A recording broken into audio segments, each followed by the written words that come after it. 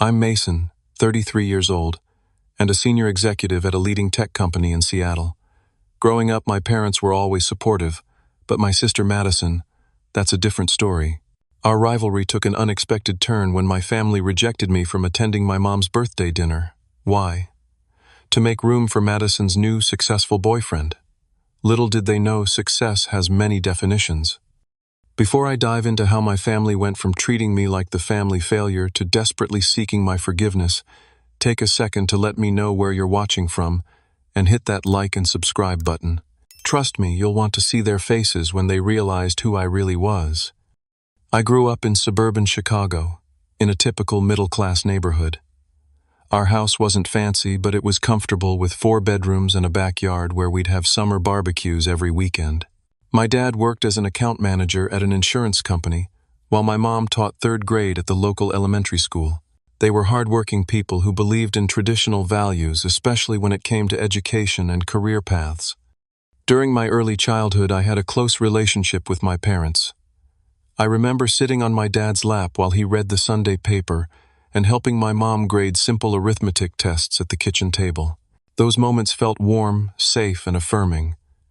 I was their first child, and for 2 years I had their undivided attention and love. Then Madison came along. 2 years younger than me, she quickly became the family favorite. It wasn't obvious at first, but as we grew older, the pattern became clear. Madison was naturally outgoing and charismatic. She brought home perfect report cards, won spelling bees, and always seemed to say the right things around adults. I was more reserved, thoughtful, and interested in taking things apart to see how they worked rather than collecting gold stars and trophies. "Why can't you be more like your sister?" became a familiar refrain in our household. When Madison was accepted into the gifted program in 4th grade, my parents threw a party and invited the entire extended family. When I won the science fair that same year, I got a pat on the back and a good job. The message was subtle but consistent. Madison's achievements mattered more. As we entered high school, the comparisons intensified. Madison joined every club, became class president, and started preparing for Ivy League applications in her freshman year. I found my passion in computer science and spent hours coding in my room. My parents viewed her extracurricular activities as building a future, while my coding was just playing on the computer. When it came time for college decisions, the family dynamics reached a breaking point. Madison was accepted to Princeton with a partial scholarship. My parents were ecstatic, telling everyone they knew about their daughter's achievement. I, on the other hand, had been researching alternative paths. The tech industry was changing rapidly, and I saw opportunities that didn't necessarily require a traditional 4-year degree. "I'm thinking about doing a coding boot camp instead of college," I announced at dinner one night. The silence that followed was deafening. My father put down his fork, looking at me as if I'd suggested becoming a professional gambler. "That's not a real education, Mason," he said firmly. "You need a degree to be successful in this world." My mother chimed in with her concerned teacher voice. "Honey, think about your future. What company would hire someone without a college degree?" Madison just smirked across the table, secure in her position as the child who was doing things the right way. Despite their objections, I stuck to my plan. I enrolled in an intensive coding boot camp in Chicago, supporting myself by working nights at a local electronics store. The program was challenging and immersive, and I thrived in the practical, hands-on environment. Within 3 months, I had built a portfolio of projects and was ready to enter the job market. My first position was as a junior developer at a small startup. The pay wasn't great, but the experience was invaluable. I worked directly with the founders, learning not just about coding, but about business, product development, and client relationships. My parents viewed it as a starter job that I would soon outgrow in favor of going back to get a real degree. "It's not too late to apply to community college," my mother would say during our weekly calls. "You could transfer to a 4-year school after getting your basics." Meanwhile, Madison graduated from Princeton with honors and took a position at a marketing firm in Chicago. Her starting salary was higher than mine, a fact my parents often mentioned when discussing our careers. What they didn't understand was that I was building something different, investing in skills and connections that would compound over time. Over the next 5 years, I moved through 3 different companies, each step bringing more responsibility and higher compensation. I relocated to Seattle for a mid-level engineering position at a growing tech company, then was promoted to team lead within 8 months. By the time I was 30, I had been recruited to join a prominent tech company as an engineering director managing a team of 20 developers. Through it all, I maintained a relatively modest lifestyle. I lived in a comfortable but not extravagant apartment, drove a practical car, and invested most of my earnings. I never flaunted my success or salary, partly because I valued privacy, and partly because I'd learned early on that my accomplishments would never be enough for my family anyway. Why bother trying to impress them? My parents remained politely interested in my career, but clearly didn't understand what I actually did. "So you're still doing that computer thing?" my dad would ask when we spoke. They seemed to think I was stuck in some entry-level position, perhaps because I didn't brag about promotions or title changes. Madison, meanwhile, had plateaued at her marketing firm but continued to be the golden child, especially after she bought a condo in an upscale Chicago neighborhood that she could barely afford. By 33, I had been promoted to Senior Vice President of Engineering, overseeing several departments with a combined budget of over $50 million and hundreds of employees. I was responsible for critical technology decisions, managed large-scale projects, and reported directly to the C-suite executives. My compensation package had grown substantially, but my lifestyle remained relatively unchanged. I valued financial security and independence over outward displays of wealth. 6 months ago, I personally interviewed and approved the hiring of a promising young developer named Ryan Thompson. He had 3 years of experience and showed excellent problem-solving skills during the technical interviews.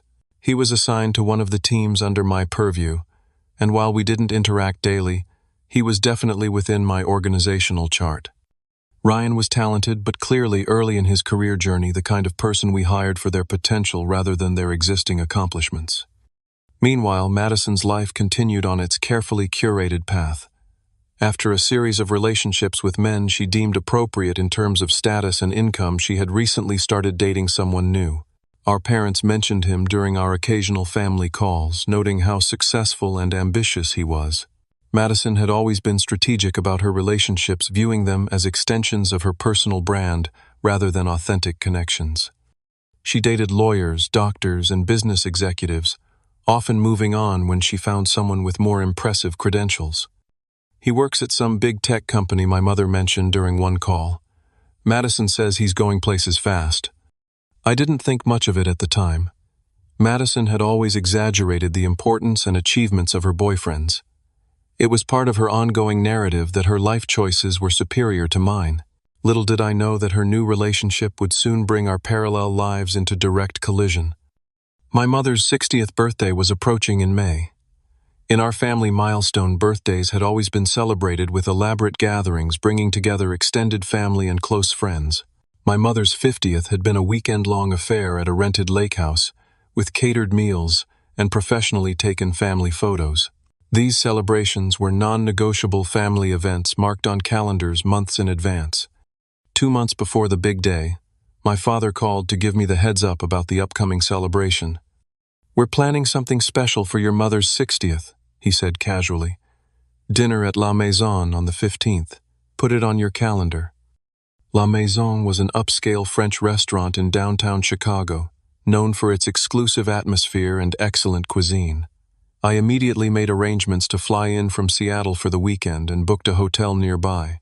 I also ordered a custom piece of jewelry for my mother, a necklace with birthstones representing each family member, and arranged for a spa day for her the morning of her birthday. I had attended every important family event despite the distance, flying back to Chicago several times a year to maintain connections. Though our relationships were complicated, family occasions remained sacred in my mind. I'd never missed a milestone birthday, holiday gathering, or significant celebration. Maintaining those traditions felt important even as other aspects of our family dynamic remained strained. The week before the planned celebration, my phone rang with my father's number displayed on the screen. I answered while walking between meetings at the office. "Hey Dad, what's up? I was just finalizing my flight details for next weekend." There was an uncomfortable pause before he spoke. "About that, Mason. We're having a bit of an issue with the reservation at La Maison. Oh, do we need to change the time or date? I asked already, mentally rearranging my schedule to accommodate any changes. Not exactly, he said, his voice unnaturally hesitant. The thing is, the space we reserved is smaller than we initially thought. We're having to cut down the guest list a bit. I stopped walking, standing still in the middle of the corridor as employees passed by. What are you saying, Dad? It might be better if you came to visit another time, he said finally. Maybe the weekend after. We could have a small family dinner then, just the four of us. The implication was clear, but I could hardly believe it. Are you uninviting me from Mom's birthday? Don't think of it that way, he said quickly. We're just postponing your visit. Your mother will get to celebrate twice. I pressed for more information, confused by this sudden change. Who all is coming to the actual birthday dinner then? Another pause. Well, your mother and I, of course. Your Aunt Susan and Uncle Bob. Your cousins. And Madison and her boyfriend. The pieces began to fall into place. So Madison's boyfriend is coming, but I'm being asked not to. My father sighed, clearly uncomfortable with the conversation. Madison really wants to introduce him to the family. He's quite successful, you know. Works at some big technology firm in a very important position. And that's relevant because, well, my father continued, his voice, taking on a slightly condescending tone. Madison thought you might feel, well, a bit uncomfortable around him, given your different career paths. She says he's on track for executive leadership, and we know how you feel about your more alternative career choices. I couldn't believe what I was hearing. After years of downplaying my career achievements, my family was now explicitly excluding me based on their misconception of my professional status. The irony would have been amusing if it wasn't so hurtful. Let me get this straight, I said, keeping my voice even despite the anger building inside me. I'm being uninvited from my own mother's milestone birthday because Madison wants to show off her boyfriend, and you're worried I'll feel inferior to him. Don't be dramatic, Mason, my father said dismissively. It's just one dinner. You can still call your mother on her birthday, and as I said, we can have a nice meal when you visit the following weekend. Has Mom agreed to this arrangement? I asked. She understands the situation, he replied vaguely. Madison has been planning this for weeks. Her boyfriend is very busy, and this was the only weekend he could make it. You know how important first impressions are. The subtext was clear. Madison's boyfriend's schedule and comfort were being prioritized over my presence at a family milestone. The rejection stung deeply, reopening childhood wounds I thought had long healed. And what exactly did Madison tell you about my career? I asked, curious about the narrative my sister had created. Well, we know you do something with computers at some company in Seattle, my father said. Madison mentioned that you're still in a pretty entry-level position. Nothing wrong with that, son. Not everyone climbs the corporate ladder. I almost laughed out loud at the absurdity. In reality, I was responsible for technology decisions affecting millions of users and managing a budget larger than most companies' entire revenue. But correcting this misperception felt pointless.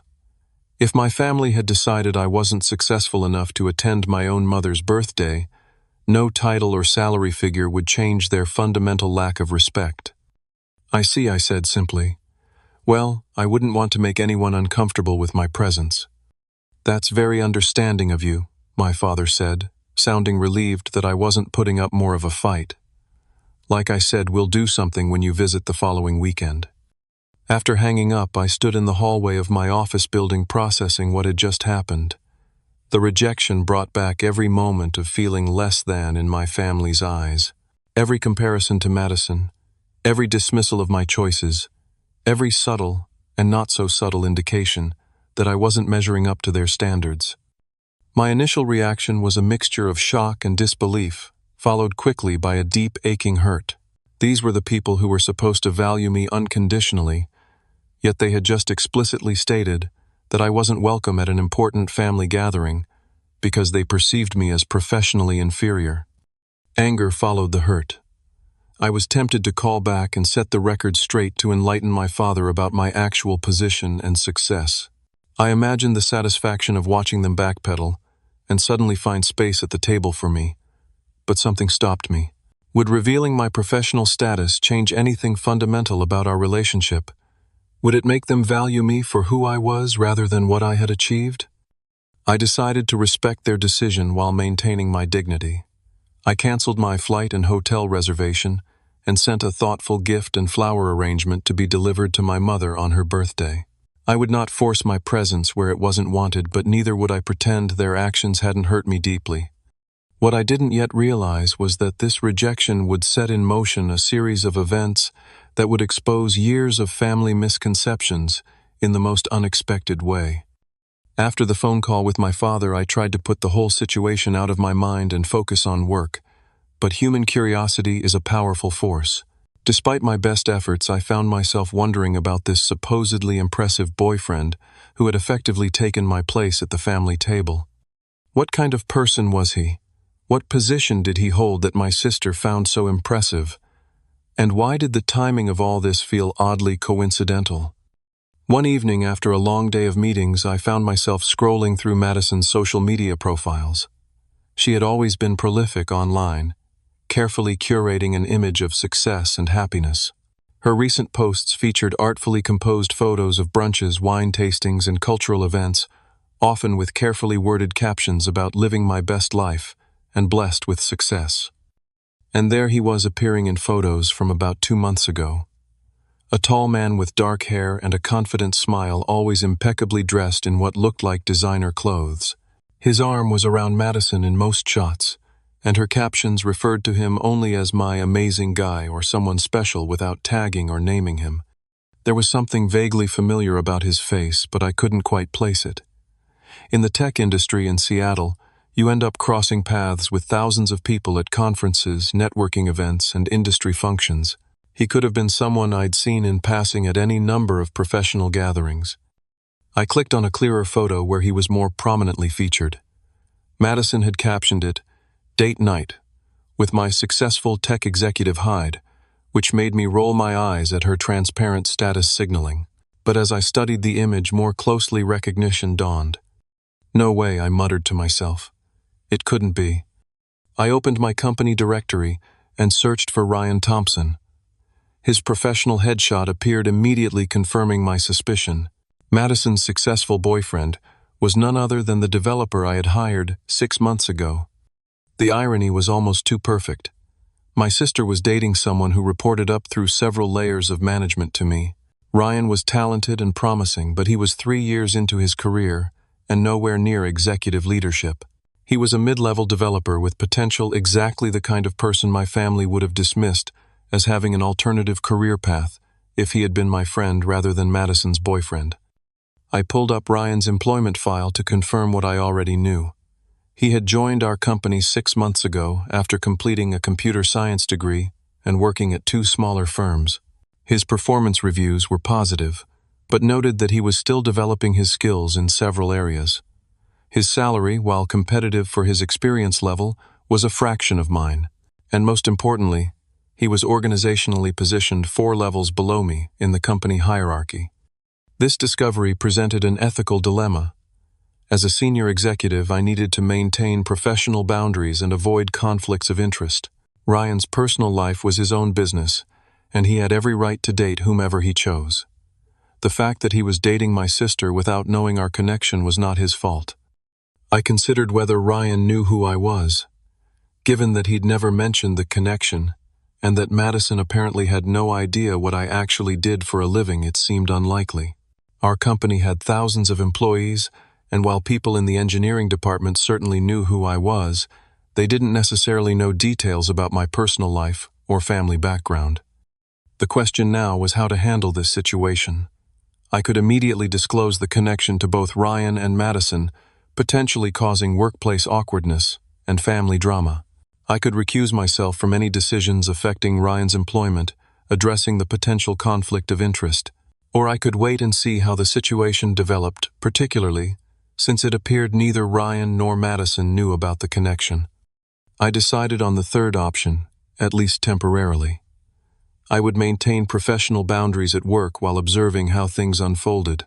If Ryan and Madison's relationship became serious, I would need to address the potential conflict of interest.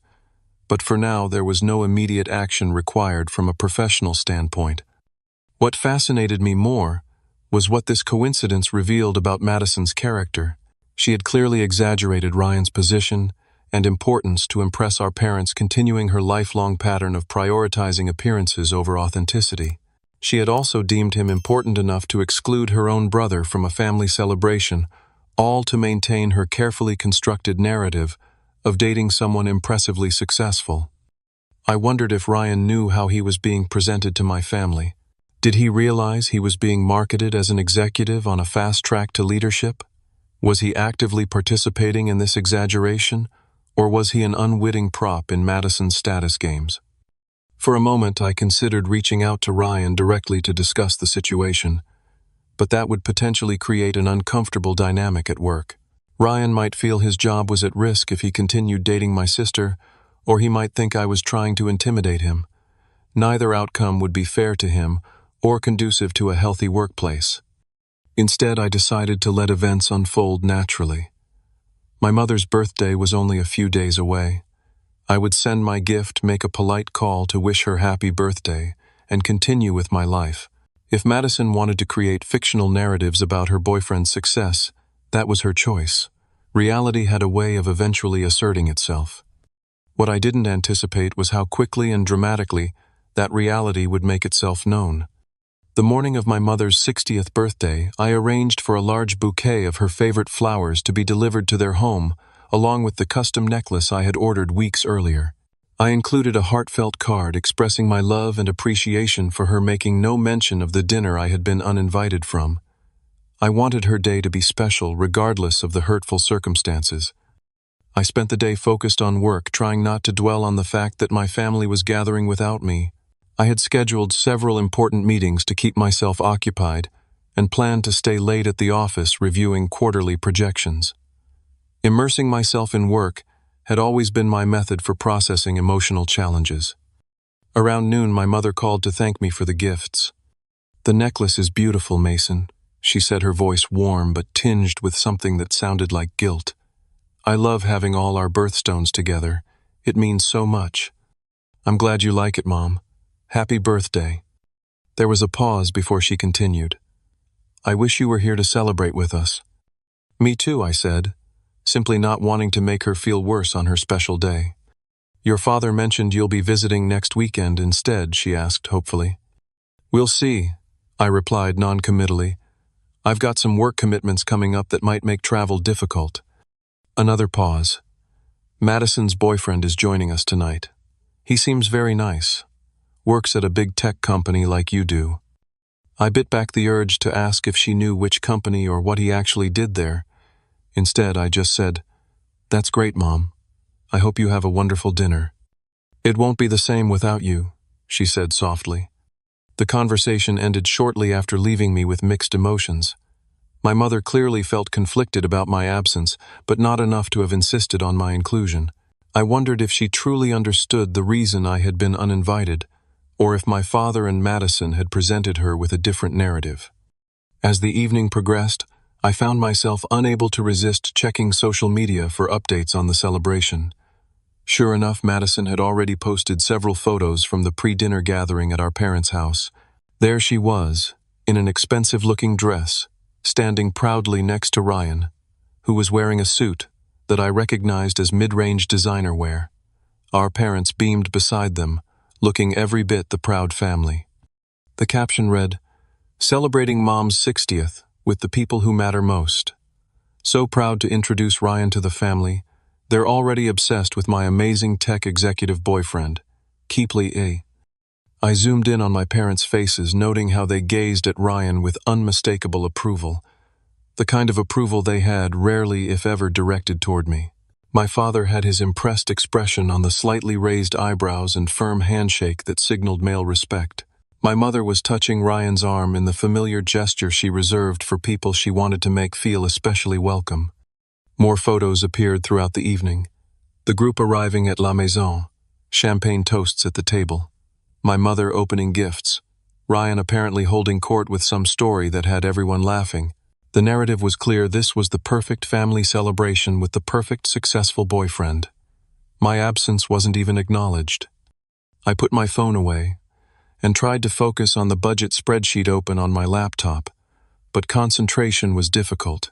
Despite years of building my own life and success, there was still a part of me that yearned for my family's recognition and approval. Seeing them so easily replace me with someone they deemed more impressive reopened wounds I thought had long healed. Around 9 o'clock, my phone lit up with a video call from my mother. I hesitated before answering, but decided it would be petty to ignore her on her birthday. "Hey, Mom, how's the celebration going?" I asked, forcing cheerfulness into my voice. "Wonderful. We're just having dessert," she replied, her face flushed with happiness and perhaps a few glasses of wine. "I wanted to call so you could say hello to everyone." The camera panned around the private dining room at La Maison. I could see my father raising his glass in acknowledgement, my aunt and uncle waving, and cousins I hadn't seen in years smiling awkwardly at the phone. Madison was visible at the far end of the table, looking annoyed at the interruption. Ryan sat beside her, his back to the camera. "We miss having you here, son." My father called out, his voice carrying the artificial joviality he adopted in social situations. "How's that apartment of yours still in the same place?" "Yes, same place," I replied, not bothering to correct his assumption that I lived in some small starter apartment. In reality, I owned a spacious condo in one of Seattle's most desirable neighborhoods, but explaining that seemed pointless. "And work?" "Still doing that computer stuff," he continued, reinforcing his perception of my career as some vague technical hobby rather than a professional achievement. "Still in tech, yes," I said simply. My mother turned the camera back to herself. "Mason has sent me the most beautiful necklace with all our birthstones," she told everyone at the table. "Wasn't that thoughtful?" I could hear Madison's voice off camera. "That's nice. Ryan got Mom those designer earrings she's been wanting for ages, the ones from that exclusive boutique." My mother looked slightly uncomfortable but quickly recovered. "Yes, those too. I'm being absolutely spoiled today." She turned the camera again, this time panning slowly across the table. "Everyone say hello to Mason." As the camera moved past different family members, I nodded and smiled appropriately. Then it reached Madison and Ryan. Madison was whispering something in Ryan's ear, and he was nodding while reaching for his water glass. As the camera settled on them, Ryan looked up directly into the frame. The moment of recognition was instantaneous and unmistakable. Ryan's eyes widened and he choked slightly on his water. He quickly composed himself but couldn't hide his shock. "Mr. Richards," he said incredulously. Then, as professional instinct took over, he straightened in his chair and added, "Hello, boss." The silence that followed was deafening. The camera shakily turned back to my mother's confused face. "Boss," she repeated, looking from the phone to something off camera and back again. "What do you mean, boss?" I could hear Madison's sharp whisper. "What are you talking about, Ryan?" Ryan's voice came through clearly, sounding bewildered. "That's Mason Richards. He's the senior VP of engineering. My boss's boss." Another silence then, a cacophony of confused voices. The camera shook as it was apparently set down or passed around. I could see the ceiling of the restaurant briefly, then quick glimpses of shocked family faces. Madison's voice cut through the chaos, high-pitched with disbelief. "That's impossible. Mason works some entry-level tech job in Seattle." Entry-level? Ryan's voice sounded genuinely confused. "Mr. Richards oversees the entire engineering division. He's one of the most senior executives in the company." My father's face suddenly appeared in frame, closer than necessary to the camera. "Mason, is this true? Are you this young man's superior at work?" I nodded calmly. "Ryan was hired about 6 months ago. He's a talented developer on one of our engineering teams." "But you never said," my father began. "You never asked," I replied simply. The video call abruptly ended. Whether intentionally or accidentally, someone had hung up. I sat back in my office chair, processing what had just happened. The carefully constructed narrative about my career and success that my family had maintained for years had just collapsed in the most public and unexpected way possible. My phone immediately began buzzing with text messages. From my father, "Call me immediately. We need to talk about this." From my mother, Mason. I'm so confused. Please explain what's happening. From Madison. How dare you humiliate me like this? I set my phone aside, not ready to engage with any of them yet. The truth had finally emerged, but not by my design or choice. Now I needed to decide how to handle the fallout both personally and professionally. The next 24 hours brought a barrage of communications from my family. My phone filled with missed calls, voicemails, and text messages. I read and listened to them all, but decided to take time before responding. After years of being misunderstood and undervalued, I felt I deserved space to process my own feelings before managing theirs. My father's messages evolved from demanding explanations to offering awkward apologies. I don't understand why you never told us about your position, his first voicemail began accusingly. By the fifth message, his tone had shifted. Son, there's clearly been a misunderstanding. We need to talk about this as a family. My mother's communications were more emotional. I feel terrible about what happened, she said, her voice tearful. I never would have agreed to you not being at my birthday if I'd known. Well, everything. Please call me back, Mason. I need to hear your voice. Madison's messages were the most revealing. Initially hostile, she accused me of deliberately embarrassing her. You could have told me you knew Ryan.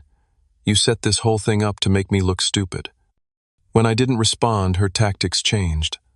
Look, maybe I exaggerated a little about Ryan's position, but you could have corrected me privately instead of humiliating me in front of the entire family. By morning, I also had an email from Ryan in my work account. Mr. Richards, I want to sincerely apologize for the awkward situation last night.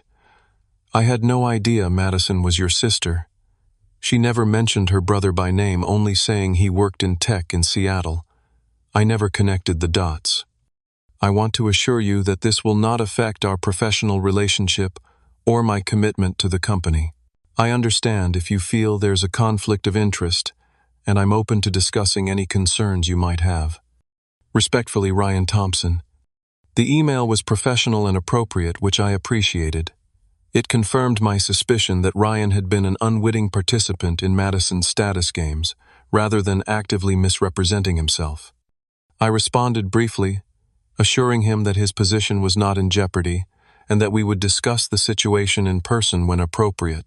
I emphasized that he should continue focusing on his work without concern about personal complications.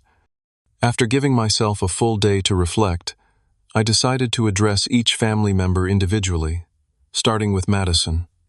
I called her that evening, bracing myself for a difficult conversation. She answered immediately. Finally, do you have any idea what you've done? Hello to you too, Madison, I replied calmly. I think we need to talk about what happened. You humiliated me, she exclaimed. Ryan hasn't returned my calls since the dinner.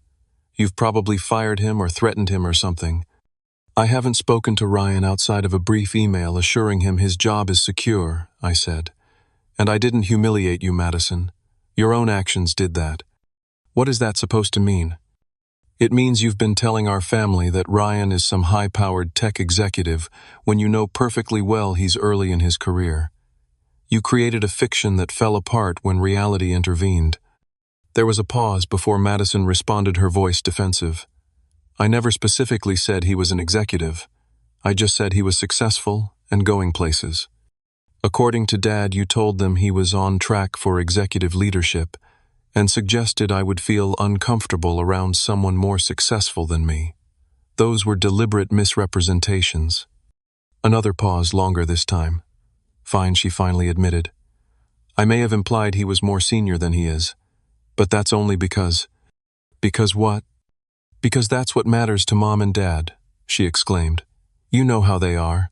They've always measured success by titles and prestige. I was just giving them what they wanted to hear. At my expense, I pointed out. You used these exaggerations as justification to have me excluded from Mom's birthday.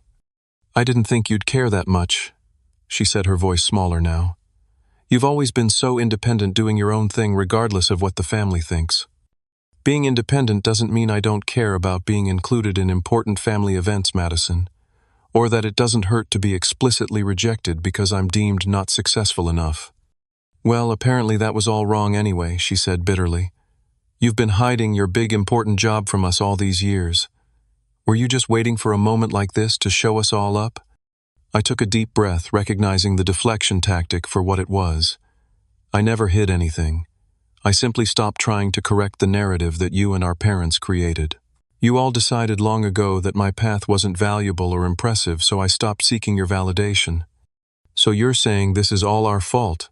Madison asked defensively. I'm saying we all contributed to a family dynamic where authenticity was sacrificed for appearances and where success was defined so narrowly that we couldn't see or appreciate each other's actual achievements. The conversation continued in circles for another 20 minutes. Madison alternated between defensive justifications and reluctant admissions of fault. By the end, we had reached an uneasy truce rather than a true resolution. Years of competitive dynamics couldn't be resolved in a single phone call. For what it's worth, Madison said before hanging up, Ryan really did talk about how much he respected his boss's boss's boss. I just never imagined that person was you. The irony wasn't lost on me. All these years, my family had been dismissing my career while I had been building a reputation for leadership and excellence among my peers and colleagues. It was a stark reminder that external validation, especially from family, wasn't a reliable measure of actual achievement. Next, I scheduled a video call with Ryan to address the personal and professional boundaries of our unexpected connection. He appeared on screen looking nervous, his usual confidence subdued. Thank you for making time for this conversation, Mr. Richards, he began formally.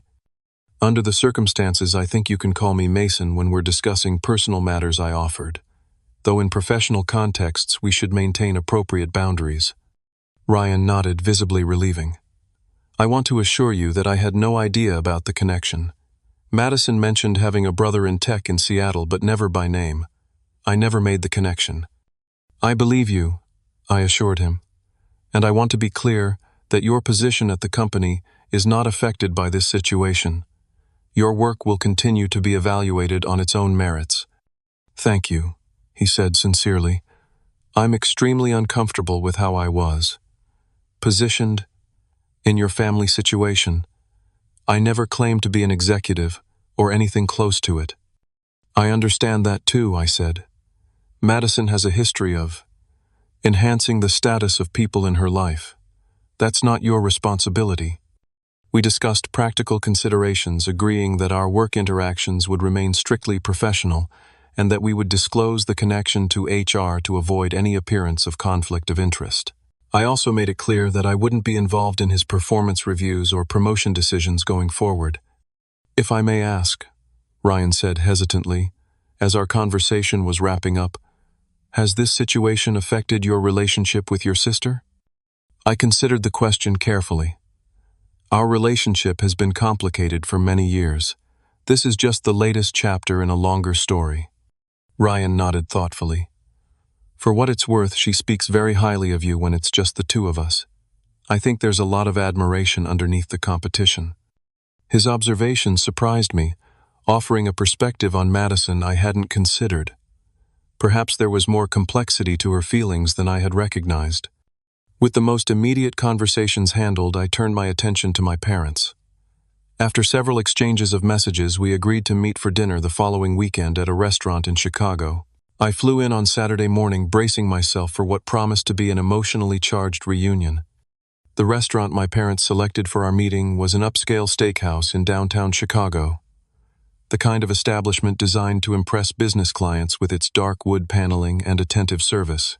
I arrived 15 minutes early and was seated at a corner table that offered some privacy for what would undoubtedly be a difficult conversation.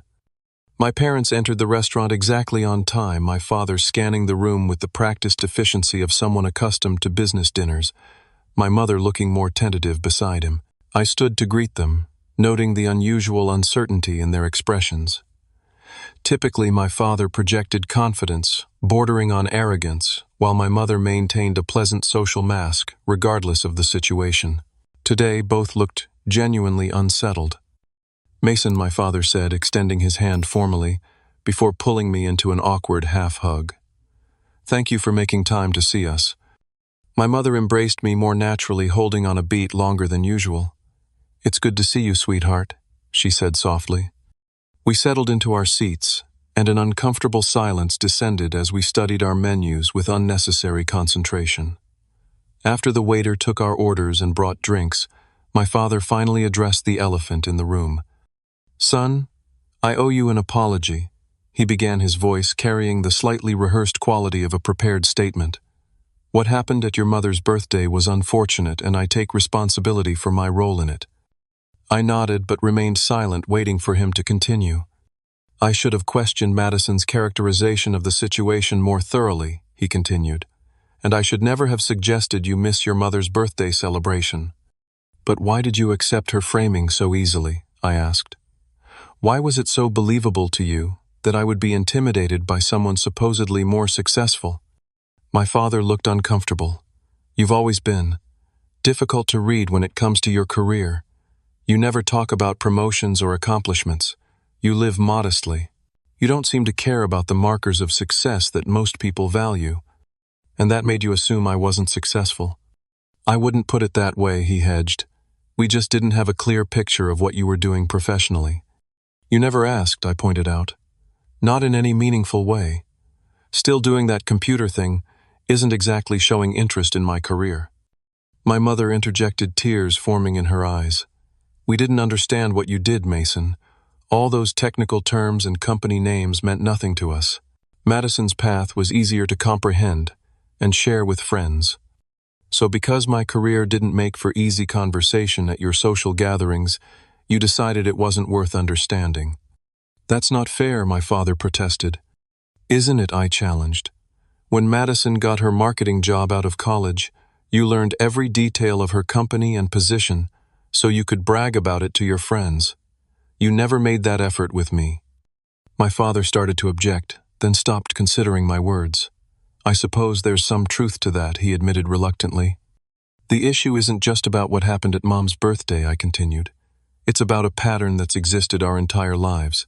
Madison follows the path you understand and approve of, so she gets recognition and support. I choose a different route, so my achievements are minimized or ignored." "We've always been proud of you both," my mother insisted, wiping away a tear. "Have you?" I asked gently. "Or have you been proud of Madison and tolerant of me?" The question hung in the air as our appetizers arrived. We ate in silence for a few minutes, each processing the uncomfortable truths being surfaced.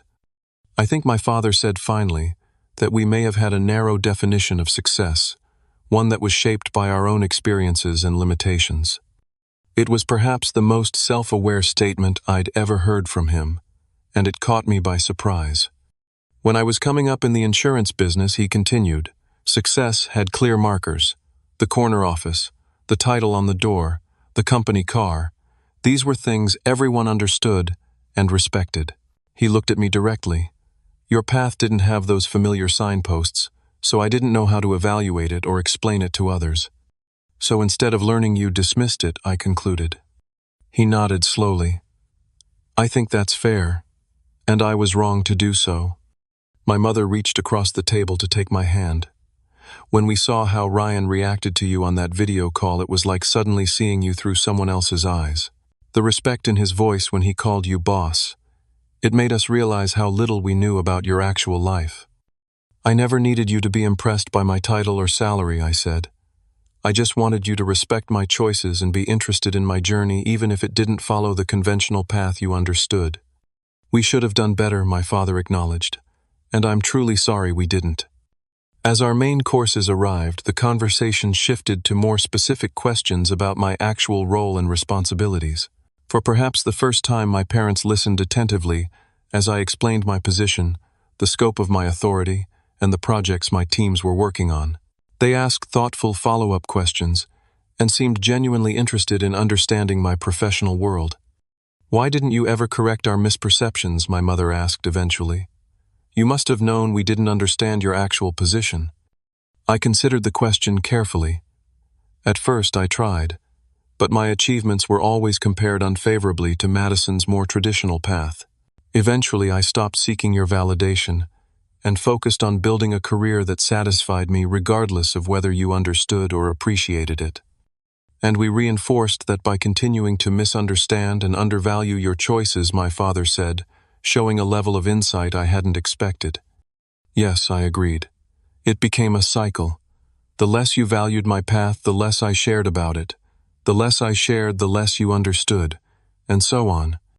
I wish we could go back and do things differently, my mother said sadly. We can't change the past, I replied, but we can set better patterns for the future. As the meal progressed, we began discussing what those new patterns might look like. I was clear about my expectations going forward, genuine interest in my life and career, respect for my choices even when they differed from their expectations, and fair treatment compared to Madison. No more excluding me from family events based on perceived status, I said firmly. No more dismissing my career as that computer thing. No more comparing my choices unfavorably to Madison's. My parents agreed to these terms, though I could see my father struggling with some of the implicit criticism of his past behavior. Pride had always been his weakness, and acknowledging failures didn't come easily to him. And what about Madison, my mother asked cautiously. How do we help repair that relationship? Madison and I have our own issues to work through, I said. But you can help by not enabling or rewarding her competitive behavior. Don't let her use status or accomplishments as currency for preferential treatment. By the time dessert arrived, the atmosphere had lightened considerably. There was a tentative optimism in our conversation, a sense that perhaps this painful episode could lead to healthier family dynamics. My father even made a self-deprecating joke about his technological cluelessness, a small but significant acknowledgement of his limitations. "We're proud of you, son," he said as we prepared to leave. "Not because of your title or success, but because of the man you've become despite our shortcomings as parents." It was perhaps the most genuine and meaningful compliment he had ever given me, and I felt its impact deeply. This dinner wouldn't instantly heal years of misunderstanding and hurt, but it was a meaningful first step toward a more authentic relationship. As we parted outside the restaurant, my mother hugged me tightly. "Will you come for Thanksgiving?" she asked hopefully. "The whole family together." "Let's take it one step at a time," I replied, not wanting to make promises I wasn't sure I could keep, but I'm open to trying. As I watched them walk away, I felt a complex mixture of emotions. Cautious hope for our future relationship, lingering hurt from past patterns, and pride in having finally spoken my truth clearly and directly. Whether this conversation would lead to lasting change remained to be seen, but for the first time in years, I felt the possibility of a more authentic connection with my parents. In the months following our family confrontation, gradual but meaningful changes began to take shape in our relationships. My parents made visible efforts to engage more authentically with my life and career. My father subscribed to several tech industry newsletters, occasionally sending me articles with questions that showed genuine interest. My mother initiated weekly video calls that focused on my day-to-day experiences rather than achievement milestones. These small gestures of attention and care began healing wounds that had festered for decades. When my father asked thoughtful questions about a project I mentioned, or my mother remembered the name of a colleague I'd spoken about previously, I felt seen in a way that had been rare in our family dynamic. The shift wasn't always smooth or consistent. Old habits occasionally resurfaced, particularly when extended family gatherings triggered my parents' ingrained desire to showcase their children's accomplishments. But now, when they slipped into comparative language or status-focused comments, they caught themselves more quickly and redirected the conversation. My relationship with Madison remained more complicated. After our initial confrontation, we limited communication to brief surface-level exchanges during family calls. The competitive dynamic that had defined our relationship since childhood couldn't be dismantled overnight, and we both needed time to establish new patterns of interaction. 3 months after the birthday incident, Madison reached out to suggest meeting for coffee during my next visit to Chicago. I agreed, curious about her initiative, but cautious about expectations. We met at a quiet cafe in Lincoln Park, away from family or familiar acquaintances. Madison arrived punctually, looking polished as always, but with a subdued demeanor unusual for her typically confident presence. "Thanks for meeting me," she began, after we'd ordered. "I've been doing a lot of thinking since everything happened." "So have I acknowledged. She traced the rim of her coffee cup with one finger, gathering her thoughts. "Ryan and I broke up," she said finally. "It wasn't working." "I'm sorry to hear that," I replied sincerely. "Don't be. It was for the best." She looked up at me directly. "He wasn't who I was pretending he was, and I wasn't who he thought I was either." "What do you mean?" "After everything came out about your position, Ryan started asking more questions about me, about my career, my goals, my actual achievements, rather than how I presented them." She gave a rueful smile. "Turns out he valued authenticity more than status. He said he'd rather date someone genuinely passionate about their work than someone focused on appearances." The irony wasn't lost on either of us. Madison had selected Ryan partly for his perceived status value, only to discover he didn't share her prioritization of external validation. "It made me think about how much energy I've spent crafting an image instead of building a meaningful life," she continued, "and how much of our relationship as siblings has been poisoned by competition."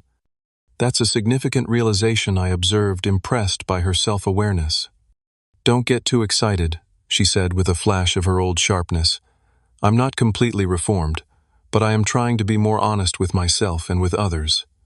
We spent the next 2 hours in the most genuine conversation we'd had as adults. Madison acknowledged how our parents' tendency to compare us had shaped her need for validation and recognition. I admitted that my withdrawal from family approval had sometimes manifested as smugness or superiority. "Do you think we can ever have a normal sibling relationship?" she asked as we prepared to leave. "I don't know about normal," I replied honestly, "but maybe we can build something healthier than what we've had." "I'd like to try," she said, and for once I believed her sincerity. Meanwhile, at work, my unexpected connection to Ryan had required some professional navigation. Following our initial conversation, we met with HR to disclose the personal relationship and establish appropriate boundaries. I recused myself from decisions directly affecting his employment, and we maintained strictly professional interactions in the workplace. Despite the awkward circumstances, Ryan continued to perform well, and eventually transferred to a different department, where any perceived conflict of interest was further minimized. We occasionally encountered each other at company events, exchanging polite but distant greetings that acknowledged our complicated connection without dwelling on it. 6 months after the birthday revelation, I received news of a significant promotion. The company was restructuring its leadership, and I was offered a position on the executive leadership team reporting directly to the CEO. The role represented a substantial increase in responsibility, compensation, and visibility within the organization. When I called my parents to share the news, their reaction was markedly different from what it would have been a year earlier. "That's wonderful, Mason," my father said warmly. "Tell me about what the new position involves." Rather than immediately comparing my achievement to some benchmark or asking about the superficial trappings of success, he listened attentively as I explained the scope and challenges of the new role.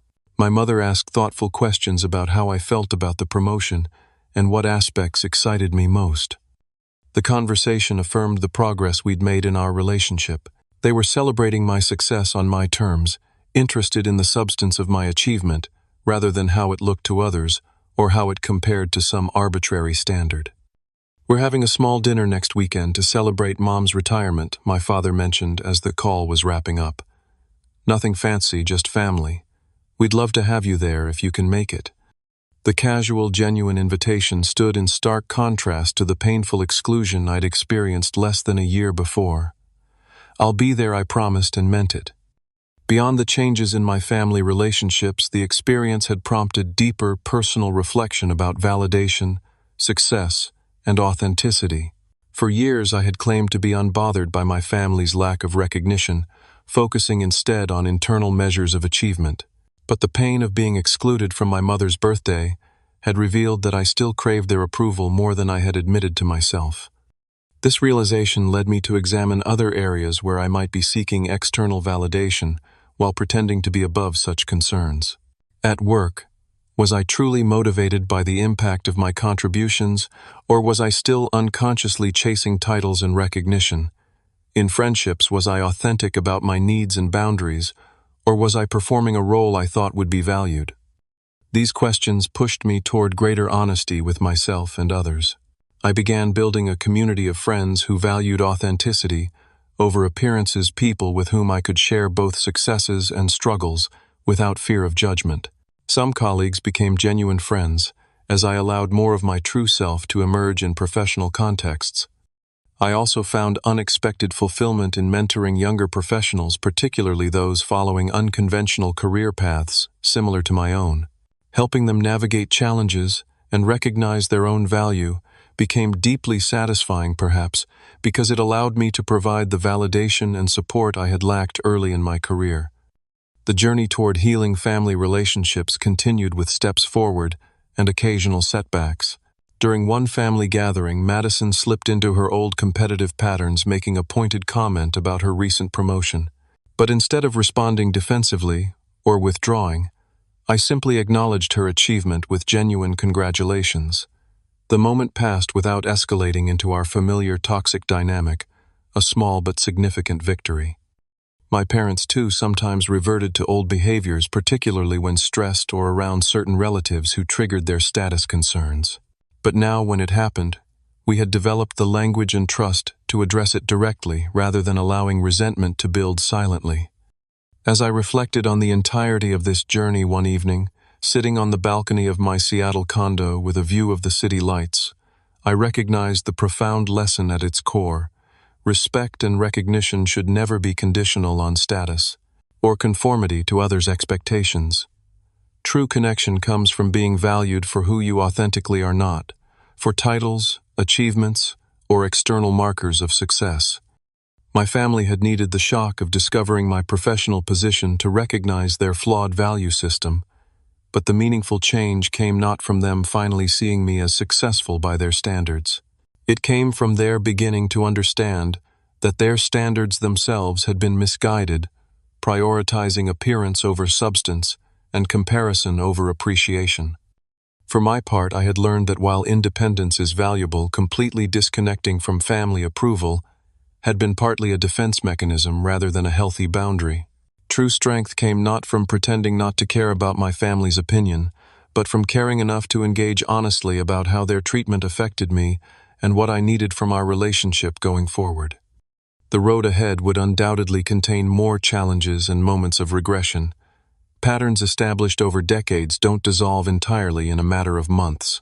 But we had taken the crucial first steps toward more authentic connections based on acceptance rather than achievement, appreciation rather than comparison. As I watched the sunset over the Seattle skyline, I felt a sense of peace that had been elusive for much of my adult life. Not because my family now recognized my professional success, but because we were beginning to recognize each other's inherent worth beyond any external measures. Have you ever had family members judge you based on their own narrow definition of success? What did you do to handle that situation? Share your experience in the comments below. If this story resonated with you, please hit the like button and subscribe to hear more stories about family dynamics and personal growth. Remember that true success isn't measured by titles or status, but by authenticity and meaningful connections. Thanks for listening, and I hope this story helps you navigate your own family relationships with more understanding and self-compassion.